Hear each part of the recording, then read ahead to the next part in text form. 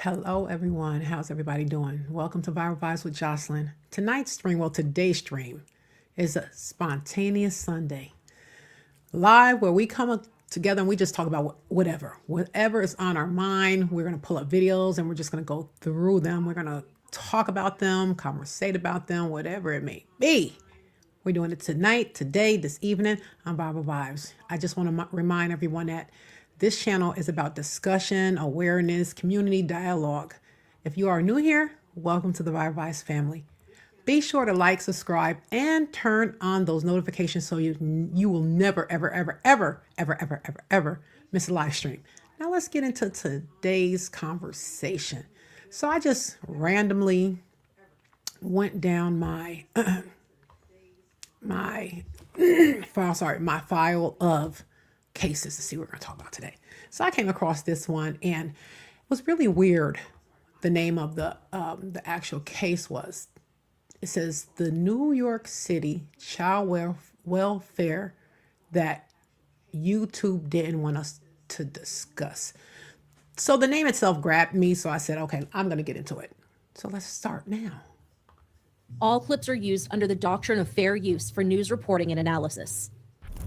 Julyiana Battie was born at Kings County Hospital Center in Brooklyn, New York on April 26, 2014, to parents Nevasia Jones and Julius Battie. According to her paternal grandmother, Yolanda Davis, Julyiana never gave a problem. She was a perfect child. She had neat handwriting. She loved going to Target and Walmart. She was an usher at church and loved the bishop. Yolanda added that she was very compassionate. She loved to sing and loved shopping. One of her fondest memories was their walks to Public School 375. On those mornings, Julyiana would suddenly take off running, calling out with a laugh, "I'm going." Okay, you guys, before we get started, let me do the viral vibes. First, let's do our trigger warning. Fair use notice. This broadcast may contain copyrighted material used under Section 107 of the Copyright Act for purpose of commentary, criticism, and news reporting. Also, investigative legal disclaimer. This content is based on publicly available records and media reports. All individuals discussed are presumed innocent unless proven guilty in the court of law. Commentary reflects opinion and analysis for informational purposes only. And everything on this channel is my opinion. Fair use notice. This broadcast may contain copyrighted material used under Section 107 of the Copyright Act for purpose of commentary, criticism, and news reporting. Also, investigative legal disclaimer. This content is based on publicly available records and media reports. All individuals discussed are presumed innocent unless proven guilty in the court of law. Commentary reflects opinion and analysis for informational purposes only. And everything on this channel is my opinion. Okay, you guys, let's go back to it now. To beat you, Grandma. I'm going to beat you. Don't cheat, before bursting into giggles. Much like many young children, Julyiana adored Disney, and her favorite princesses were Elsa and Anna. One of Yolanda's neighbors, Jalissa Jacob, remembered how Julyiana would be waiting at the door with her beloved Frozen dolls in hand. Julyiana also had a fondness for watching viral TikTok dances and trying her best to copy them. Jalissa remembers this as, she can't really dance, but she got the hang of some of them. Jalissa also recalled that Julyiana could be a little shy around strangers or anyone she didn't feel comfortable with. But once she grew used to someone, her true colors would shine through and she'd smile and feel happy around them. Some of the people who brought this out of her were her cousins who she loved being around. But her favorite person was her grandmother. There was nothing Julyiana loved more than spending time. I tell you guys, it's nothing more important to a child than a grandmother and a father. Granddads, you guys are great too. Don't get me wrong, but a grandmother, and I'm not talking about these new wave grandmothers. I'm talking about the big mamas. There is no big mamas anymore. I'm gonna be a big mama. I'm gonna be a big mama. I'm gonna be home. I'm gonna have my apron. I'm gonna be cooking. I am going to be the best big mama next to my mother ever, because she was a big mama. With Yolanda. When Jalissa took the neighborhood kids to the park, Julyiana would always prefer to stay behind with her grandmother. Yolanda often emphasized how deeply she cared for Julyiana, saying, "Whatever she wanted to do that made her day better, I did it." Sadly, Julia's own mother, Nevasia Jones, never had this kind of relationship with her daughter and was not present for a significant portion of her life. What little time Julia had with her mother was extremely depressing. Yeah, I saw mom. We already know mom looked crazy.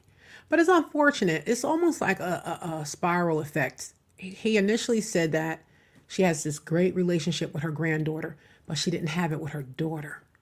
So how did she expect for her daughter to be a good mom? So I don't know, Grandma, you may have did things backwards. Who knows? For her. This was widely noticed by friends and family alike. Jalissa even recalls seeing Julyiana acting shy and reserved whenever she was around her mother at parties and functions, and claimed it would just be like a stranger. She'll be quiet and shut down, more so to herself. According to several other reports, Julyiana became visibly anxious, even angry when the subject of being with her mother was brought up. But this wasn't the behavior of a rebellious child. Instead, her reactions were fearful and threatened. This was not an overreaction, as you will find out later. What's even more alarming is that Nevasia had been like this for some time. Records show that in 2013, the year before Julyiana was born, she had lost custody of 4 of her other children. Thanks to her involvement with the Administration for Children's Services, or ACS as we'll refer to them. Wait a second. She lost 4 kids prior to this one. Why did the grandmother only have a good relationship with this child? This started off like she only had 1 grandchild. Now I'm starting to say, Grandma, you may not be such a great grandma. My opinion. For the rest of the episode, And it's my channel, so I can give it. Julyiana was immediately taken from her mother and placed with Yolanda at her apartment in the Crown Heights neighborhood of Brooklyn. According to Yolanda, I got the baby from the hospital on May 1st, 2014. She was 5 days old. Initially, Nevasia was granted custody, but ACS got involved and the court paused the custody order. 2015, however, the appeals court sided with ACS since Nevasia had not taken responsibility or addressed the problems that had caused her children to be removed in the first place. The judges explained that while she had followed the orders in her case plan, she still showed unpredictable emotional outbursts during visits and that she was easily angered. First, Nevasia was allowed visitation, but later this was revoked after she refused to give her daughter back to her grandmother. All the while... Did we get her whole name? Because I like to look these cases up. Let me turn on the closed caption and see. Let me see if we got her whole name. I'm just going to go back just a little bit before she gets to the hospital where the other children were taken from her. I have my iPad is dead, but let me see. Let's keep going here. Okay. She was 5 days old. Initially, Nevasia was granted custody, but ACS got involved and the court paused the custody order. 2015, however, the appeals court sided with ACS since Nevasia had not taken responsibility or addressed the problems that had caused her children to be removed in the first place. The judges explained that while she had followed the orders in her case plan, she still showed unpredictable emotional outbursts during visits and that she was easily angered. At first, Nevasia was allowed visitation, but later this was revoked after she refused to give her daughter back to her grandmother, all the while taunting Yolanda to call the police on her. According to reports, Nevasia kicked down doors at a child welfare office looking for a caseworker. I'm trying to see she what hated complying with some of the mandates ordered by the court, records showed that she did occasionally attend her parenting class. All right, you guys, we did find some more information about Mom. Oh my goodness. It came up and then it said the content may violate our terms of usage. Why? Let me see. We need to understand who this mom was. It just jumped into the story and didn't give us a backstory. And I like to understand, how this all transpired. But yeah, ChatGPT gave it to me. Then they took it away and it said their sources were People Magazine, all these other sources. Let's keep going so I can find something else about this mom. Nevasia's friend and neighbor, Kathy Ferguson, once accompanied Nevasia to a therapy session in which she picked a fight with the therapist. Kathy stated that she loves her kids, but that mind of hers flicks off and on. I cannot imagine living in her household as a kid.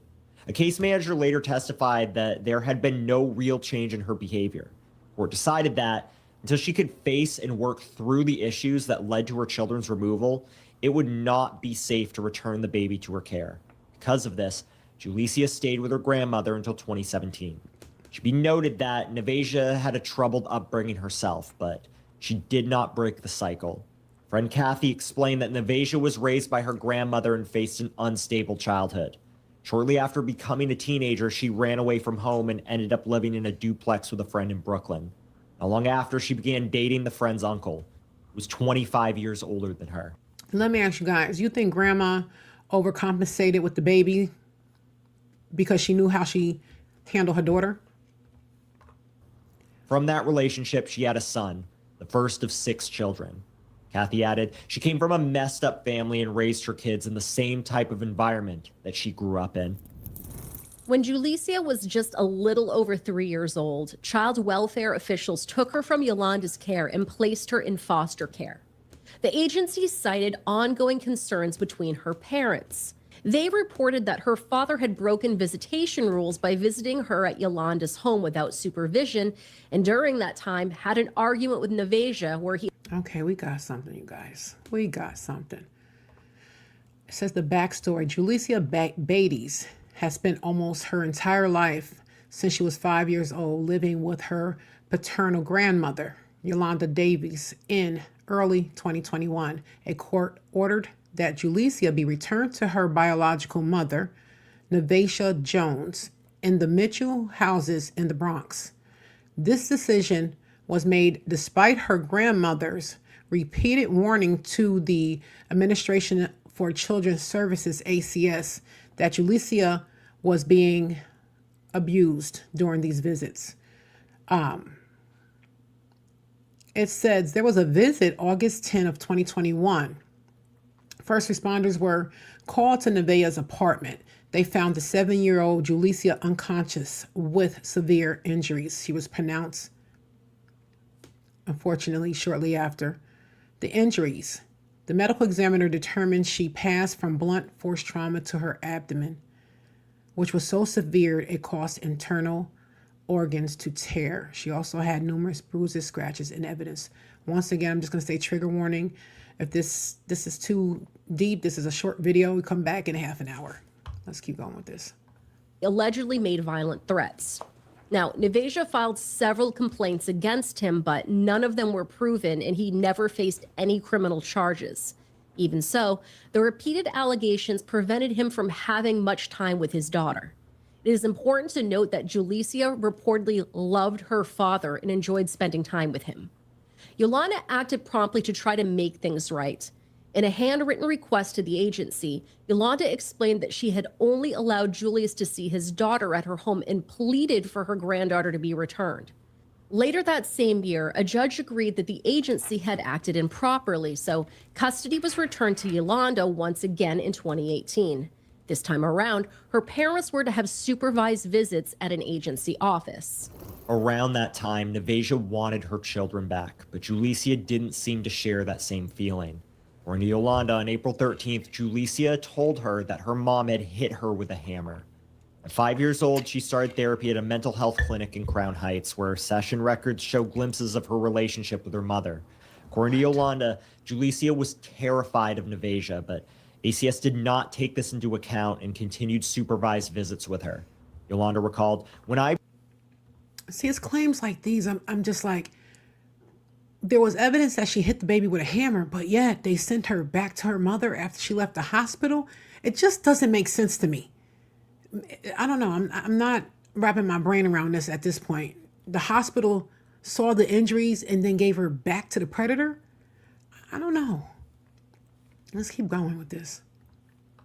brought Julyicia for these visits, she would go into the corner and she would be crying, and I would be crying, and I'm saying, y'all don't see this?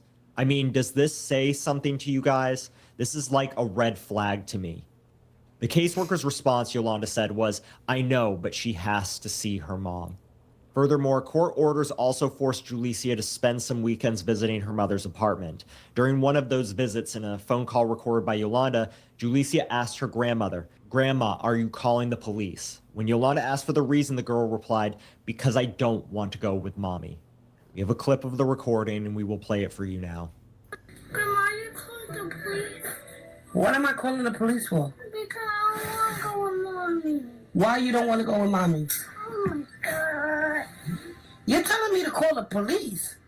Because I don't want to go with Mommy. So you're saying call the police? Yeah. What is wrong at Mommy's house that you don't want to go to Mommy's house? In 2019, a social worker wrote that during one session, Julyicia became upset while coloring, shouting, "No, stop," and appearing anxious. According to this worker, Julyicia grew extremely nervous whenever her mother was mentioned and often grew angry at her grandmother for bringing up visits with Nevasia. Come, Grandma gotta do your hair. Okay, I did find also that she was not just hurt by her mom. Oh, this is bad. Her mother had an older child. He was 17 years old. The mother and that, which is her half brother, is actually the ones that deleted this young child. So she was hurt by multiple people in that house, and she was sent back after she went to the hospital after being hit and struck with a hammer. And she said it was done by her mother. They sent her back to her mom. Why are you crying? Who's responsible, you guys? Why? Huh? You what? You want to see mommy? Why you don't want to see mommy? Don't cry. You gotta go see mommy. You don't love mommy? Why are you crying like that? We just want to visit, okay? Don't cry. Why are you crying, Pumpkin? You have to see mommy. Okay? Don't cry. Why? What happened? I'm sorry. You don't want to go? Why?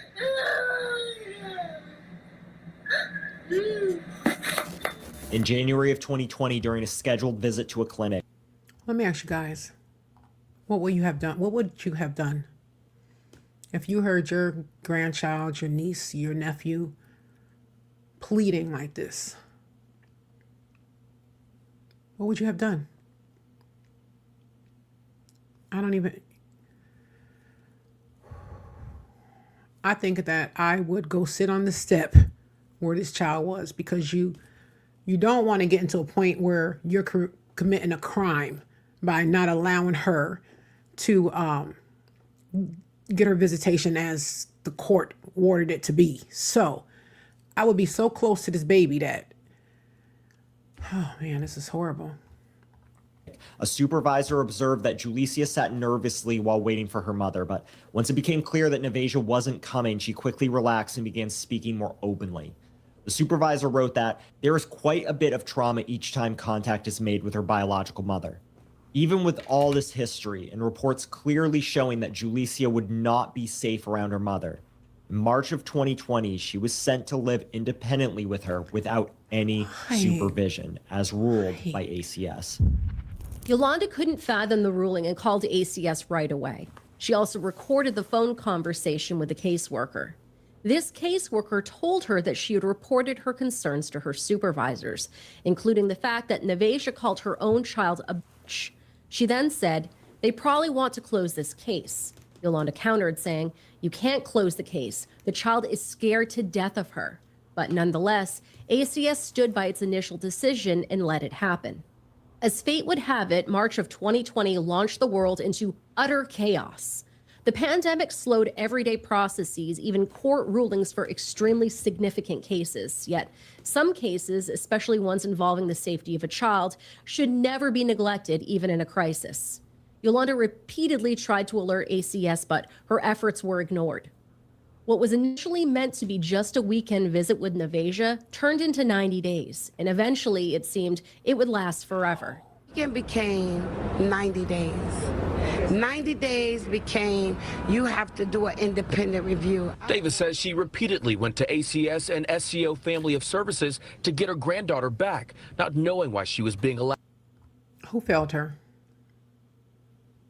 I understand we went through the pandemic. So all the cases that were this type of situation just went to the wayside because we were in a crisis. So these children were left with their predators during that time. Out to stay with a woman she tells us young child. At the age of 4 years old, the date was April 13, 2018. And what my granddaughter said was, "Mom hit me with a hammer." One neighbor who did not want to be identified says she made calls to child services multiple times. I would hear screaming. They came, they spoke to them. I seen her with a black eye on like Thursday or something like that. So that's why I called ACS, because she told me her mother did that to her eye. ACS and SCO services has failed me. I was trying to keep this from happening. Yolanda tried her hardest to regain custody of Julyicia and let her have a normal life. But due to the pandemic, Yolanda's voice just fell on deaf ears. According to Julyicia's father, Julius, they didn't care. They knew. They knew what danger she was in because I was letting them know too. And they see a lot of things for themselves as workers, but they brushed it under the rug. They didn't care to do nothing about it. Although the order seems sudden, court records indicate that the move had been planned for some time, following ACS's general approach of reuniting children with their parents whenever it is considered safe enough to do so. In Julysia's case, this started as a trial discharge where she was temporarily placed in Nevasia's home under supervision to see how things would go. After several months, that arrangement was made permanent and Julyicia was later officially returned to her mother's custody in June of 2021. However, several reports make it clear that Julyicia was still not safe in her mother's care. Despite Yolanda and others reporting their concerns and fighting to revoke the order, nothing changed. Nevertheless, around April of 2020, What could be done? What could have been done? If they saw that the baby was safe with their grandmother and the child is flourishing with grandma, she's happy with grandma, why would they rip her from that? This I don't understand. I don't know. I've never worked in whatever child protective services or whatever. Don't know their guidelines, but morally wise, I know that they had to send someone to grandma's house. They had to send someone to mom's house and, to school. And they're, she's flourishing when she's with her grandmother. And then you say, no, we want her with her mother because she birthed her. She's, so many people out here that have children that should never have had children. Just because you can produce one don't mean you should have them, so I don't get this. It's a very sad situation. Julyicia began adjusting to life in her mother's apartment on the 10th floor of a building in the Mitchell Houses apartment complex in the Bronx. Neighbors there remembered her as a shy girl who loved unicorns and Minnie Mouse. One of the phone calls recorded by Yolanda regarding her granddaughter's case, Julyicia can be heard talking about her 3 older brothers. She said they keep fighting and even beat up a younger sibling. They make him bleed, she said.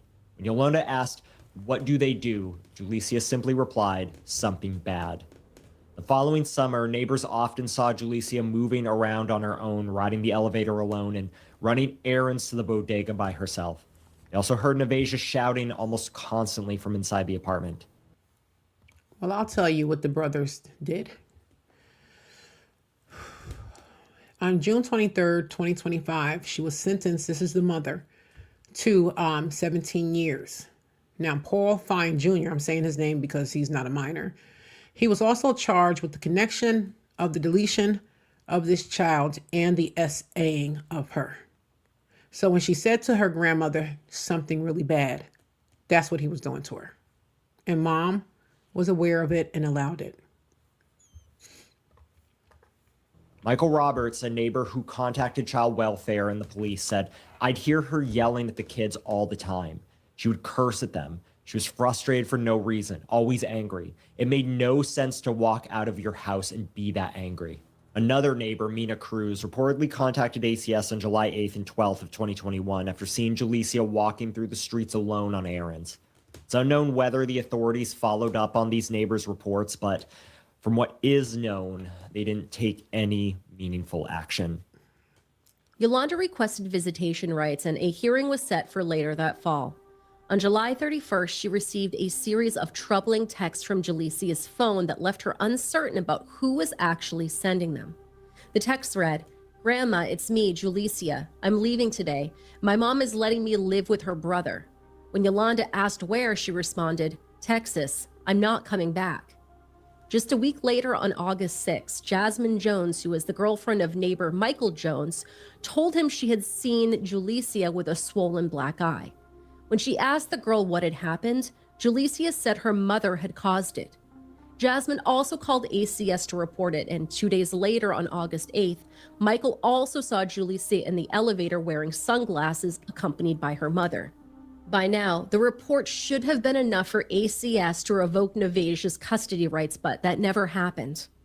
On Tuesday, August 10th, neighbors reported being woken up to the sound of Nevasia screaming. This time, not in anger, but in pain. All right, let me tell you guys what happened on that day in August. That day in August, the mother and the older brother proceeded to hurt her severely. During that same day, that is when the SA took place as well. They both took turns hurting her over and over and over again that night. Why didn't the people that, and it says that so many people heard, they actually said they heard after she passed, but why didn't nobody call the police if all these neighbors heard this? Why didn't they call for help? Oh my God. Panic. According to 51-year-old Janine Ravenel, who lived down the hall, she knocked on the door. She was yelling, "Help, help, my daughter stopped breathing." Janine then ran into the apartment and found Julyicia being held by her older brother on the floor. She was unclothed and appeared to be limp. According to Janine, Nevasia explained that Julyicia had wet her clothes. She kept saying a bunch of unrelated things. She also said that Julyicia had woken her up crying, complaining of stomach pain, and then claimed that her daughter had fallen and hit her head on a table. Nevasia then called 911 at around 8:06 a.m. and handed the phone to Janine. The dispatcher instructed Janine to place her hand on Julysia's stomach. When asked whether or not Janine's hand moved, she replied no. The mother explained that the child hit her head on a table. Do you believe that? No. Julyicia was then immediately taken to Lincoln Hospital, but sadly, she had already succumbed to her injuries. The city medical examiner confirmed the cause of her death was blunt force abdominal trauma. Julysia's tragic death was ruled a homicide, but just as she was neglected by the authorities, her case remained hanging even after her death. According to reports, Julius was furious that nobody had been charged. He reported that the detectives just kept telling him, "Just wait, we're working on this."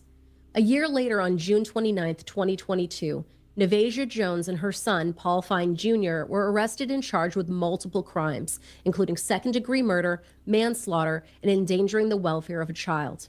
Paul Fine Jr. also faced charges of SA. Okay. For almost a year, a Bronx mom accused of beating her daughter to death was a free woman until tonight. Julius Batiste has waited for this moment for more than 10 months. Hopefully justice be served.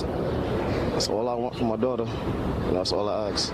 The father of 7-year-old Julyicia Batiste stood outside of the 40th precinct in the Bronx, ready to make eye contact with the mother of his daughter, accused of murdering her on the morning of August 10th of last year.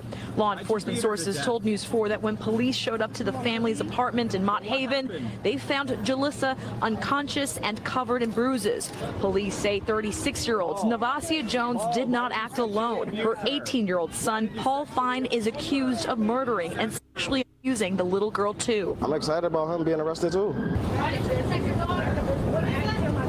We stopped by the Bronx apartment where Julyicia was last seen alive. It's where her father continues to maintain a memorial for his daughter. You know, just did what daddy's supposed to do. Complete with birthday balloons and a poster that reads, "Happy Heavenly 8th Birthday, Julyicia." I'm going to live with this for the rest of my life. But it's somewhat a closure with knowing they in the process of going where they going, where they deserve, you know. For now, Batiste is focused on being the best father he can be to the... This is clearly a classic symbol of systemic failure. It really, really is. What made the mom actually allow the 18-year-old half brother to do this? This is horrific. The other child he shares with Jones, 3-year-old. You don't never got to worry about going through none of that, or nobody ever. This is what makes me angry. Because you know whose fault it was? His fault. He was the first line of defense. You knew this woman was crazy. And you said, I want to have 2 minutes of unprotected fun with her. And you didn't do it once. You did it twice. And now you're sitting here screaming, saying, oh, she's treating my child like this. She's doing A, B, and C. You created this. You should be in jail right with her. You knew this woman was off. You think that she just became off when she had your first child? And then she had your second child. Now you're saying, oh, thank God he doesn't have to go through this. He needs to go to jail too. I don't care what nobody says. These dads got to do better. You don't have to get these women pregnant. There's just no excuse for it. If you are over 18 and you're making a bad decision and getting women that don't deserve to have children, if something happened to your child, jail. This is horrible. You felt that, girl. You did. Let me blow up his face. Let me blow up his face. This guy right here. He looks crazy too. He needs to go get mental help and figure out what the hell was he thinking when he decided to have that crazy woman be the mother of not just one of his children, but 2 of his children. There's no mistakes. Kids are not mistakes. You consciously climbed in between her 2 spaghetti sticks and said, this is what I'm going to do. And I'm not going to protect myself. I'm going to cross my fingers and hope that this doesn't happen. Come on, man. He felt her. Not New York, not the grandmother, that dude.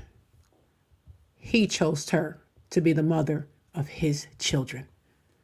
Hurt him or doing nothing to him again. And as far as her son, her Julyia's half-brother, who's also accused of murder, his own defense attorney, just hearing everything that the prosecutor was saying about the medical examiner's findings, the attorney for the half-brother apologized to Julyia's family, just hearing those difficult description of the extent of the bruising that was found on this little 7-year-old's body. During the investigation, Nevaeh's eldest son told police that he had struck his half-sister in the face 8 times. Authorities later determined, however, that these blows were not the ones that caused her death. I'm not never going to get a chance to see my daughter again. She's a great daughter, the best daughter in the world. Shut up, dude. You know, freaking jerk. Super powerful, super smart. Loser. And you're super dumb. How about that? Julyia's half-brother, 18-year-old Paul Fine Jr., is charged with murder and abuse. Prosecutors say he repeatedly beat Julyiana over 2 days last August, punching her in the face and stomach so brutally her internal organs began to bleed. Prosecutors also say Fine Jr. sexually abused the child as she was dying. They also allege Julyia's mother, 36-year-old Nevaeh Jones, was in the apartment while Julyiana was being abused. She is also charged with murder. This is a revolting, disturbing case of brutality and callousness. Julyiana Battie's death was horrific, and her 7 years on earth were a lifetime of pain, abuse, neglect, and cruelty. What happened to Nevaeh? Why did you take your daughter? Men, if you come across somebody that look like that, run the other way, okay? You come across somebody that don't have nothing, go the other way. If you come across someone who you have not made a friendship with, learned this person, got to know their person's soul, their spirit, their heart, it's okay if you want to have some fun, but strap it up, buddy. It's okay. It happens. I get it, but be responsible. Because you don't have to get these women pregnant. And there's no excuses. I don't care what nobody says. No excuse. There's only one reason to have intercourse, and that's to have children. That's it. And if she doesn't get pregnant, That's the surprise. Come on. What man in their right mind would even lay with this woman? Well, he don't look like he got many options because he looks just as crazy and just as batty as all get out. Do you love her? What happened? Prosecutors say Fine Jr. confessed to ACS at one point that he did it because Julyicia threw up and had stolen snacks. The Bronx DA says Jones and Fine made other false claims. They said that the child fell against various items in the apartment or on the floor. All of those statements were inconsistent with the fatal and non-fatal injuries on Julysia's body. Julyicia lied dying for 3 hours. Jesus. Julysia's paternal grandmother says she repeatedly tried to get custody of Julyicia over the years. I feel sorry for Grandma. I do. I really feel sorry for Grandma because Grandma did everything that she could. She fought tooth and nail to get her grandbaby, and they sent her back to that cycle. I wonder why they didn't take the son, because he had 2 children with this psychopath. Why did they just take her? Why did they take her and gave her back to the mother, but allowed the dad to keep the son? This is weird. This is really a weird situation, weird case. I'm sorry, I'm stuttering. This is making me angry. She told caseworkers that her granddaughter was being used at the mother's apartment in the Mitchell houses. But they never listened to what I told them. I got my granddaughter to finally say something to them. My granddaughter said that she did not want to ever go back there. She's my everything still. I think about her. He is disgusting. I'm sorry. This is the father. And I blame him. I blame him. He had a choice who he was going to get in that bed with. And he saw that that lady was crazy. And that she was 30, 35 or 36 when she went to jail after she did this to her little daughter. She had 5 kids already. She has Julyicia. Then she has he has 2 kids with her. She had an 18-year-old. And this is who you said, I want this crazy woman who had nothing to mother my children, then get upset when she does what she do. Men, y'all got to do better. Lord have mercy. Got to do better. Every day. You guys are the first line of defense. She I'm always sorry. with me, so I use her as my strength to keep going through life. In the Bronx, Eileen LaPalmer, Pix 11 News. The legal proceedings concluded on March 14th, 2025, and tragically, Julyicia did not receive full justice as Paul Fine Jr. had all charges against him dropped after his mother took full responsibility for the assault. Paul retracted his initial statements of hitting Julyicia 8 times, saying he reported that just to protect his mother.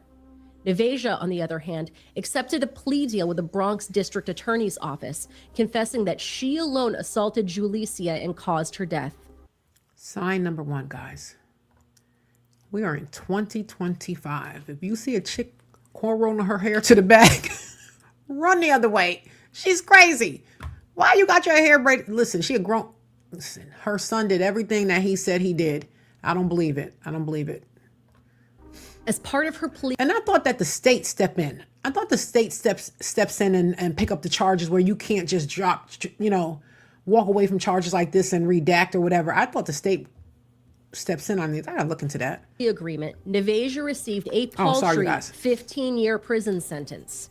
However, Bronx Supreme Court Justice Joseph McCormick upgraded her sentence to 17 years in prison and 5 years post-release supervision due to her refusal to come to court hearings for sentencing, outbursts during her last court date in which she minimized her guilt, and violating the conditions of the plea. After the sentencing, Yolanda stated, "I'm numb. I'm really numb to the whole situation. It's really, really sad. I'm not happy he's out."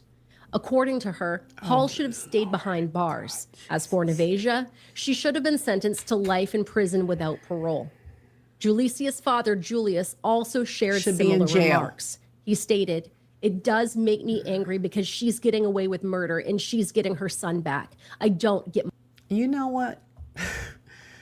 He had the opportunity to see how she was with her other children. You saw that crazy guy that she birthed, and you still said she had 4 other children prior, that if he spent 1 year with her before he got her pregnant, probably would have ran the other way. But no, 1 month done, in and out, and I'm going about my business. Now she's got a baby. He need to go to jail too. My daughter back. You need to be in A prison. memorial was held on August 15th, 2021. Her grandmother, Yolanda, who had cared for Julicia for most of her life, was initially denied the opportunity to claim her granddaughter's body. During the ceremony, which was recorded on Facebook Live, she shared, "She died at a young age. She loved all deeply. We know that now she's in a better place. God took her back home because I did all I could." A GoFundMe campaign was started for Julicia, raising $4,251 of its $5,000 goal. In part, Yolanda shared the following. "Julicia, nicknamed Licia, was a very happy child during the duration that I had custody of her for 5 years and 11 months. Wow. Oftentimes she would stay to herself and engage in her toys and play with her 4 cousins that were like older brothers. She had an enjoyable childhood with lots of love, happiness, and I would give anything to have her back with us." Later, on November 1st, 2021, a funeral and wake took place at John's funeral home in Brooklyn. According to family members, Nevasia was also allowed to mourn at this event for 1 hour. Julicia was buried in a white casket wearing a white dress that she had picked out for a wedding that she had attended.